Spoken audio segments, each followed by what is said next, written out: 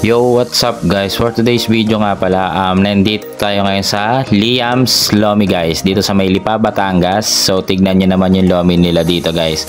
So napakasarap, pero may mga rice meal din sila dito. May mga tapa, longganisa, tocino, may barbecue. Yung barbecue nila dito guys, masarap din yung guys. So ito nga pala yung serving ng lomi nila. Ayan o, diba? So ang sarap din ng pwestuhan dito guys. So yung serving ng lomi nila dito guys, so legit. Pin nyo na lang sa dito sa may Lipa, Batangas. Di ko alam kung anong barangay ito, basta search nyo, mawiwish nyo naman to, Liam's Lomi. So dito guys, so kasama ko pala yung mga kapatid ko dito. So ito yung logo nila guys. So second time ko nang kumain dito. Last year kumain din kami dito.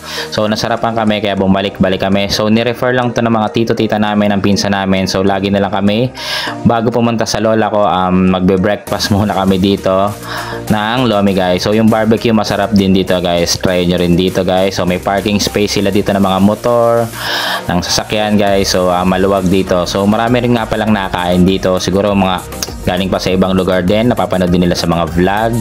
Tapos ito yung entrance nila. So pay as you order guys, pipila muna kayo dito sa cashier, nandito yung menu nila guys. Tapos may crush nga pala ako dito, yung hindi ko na nakuha yung pangalan niya, yung name niya na cashier, hinahanap ko dito yun pero parang eto siya, eto tong magandang cashier na to, natingin-tingin pa sa atin yan, hindi ko sure kung siya yun.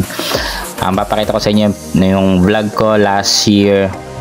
Same din dito, nakita ko eto yata siya, hindi ko sure kung siya yon kasi medyo magkahawig sila ng eyes, medyo nag-iba na itsura niya, pero maganda pa rin syempre ito, diba? Yan, diba? Dito kasi nag-smile siya, dun sa kabila medyo yung sa video hindi siya nag-smile, pero syempre hindi naman ako dun, nakita ko lang tinamaan lang siya ng video doon, pero dito diba ang ganda-ganda niya dito, diba?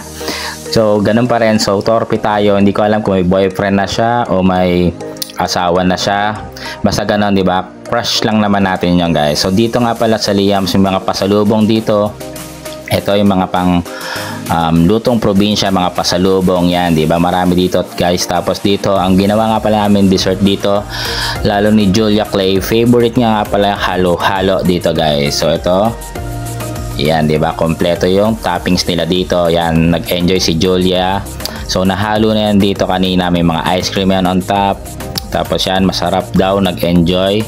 So tinry ko rin, di naman naubos ni Julian, ako na umubos niyan, tinikman ko, masarap din naman. Nag-share na lang kami dyan. Tapos ito yung barbecue nila na masarap.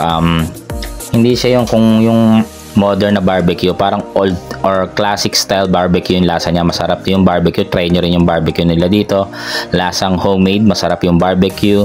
Tapos ito guys, nakita nyo ang dami ng tao, di ba? Napuno na to. So ano ba kaming oras dumating dito? Mga 10 to 11 yan, biglang dumami na yung tao dito guys. Tapos yung CR nila dito, yung comfort room nila, babae or lalaki, basta sa lalaki malinis, parang may aircon pa nga doon or exhaust yun, di ba? Ang ganda, malinis yung CR nila dito guys. So thank you for watching. Pag napadaan kayo ng Lipa, Batangas, try nyo na rin guys. So hindi tayo mapapahiya dito, malinis, maayos, masarap, organized naman, tapos mabilis lumabas yung food guys. So thank you for watching, pa-like and share ng video na to. Thank you, bye bye.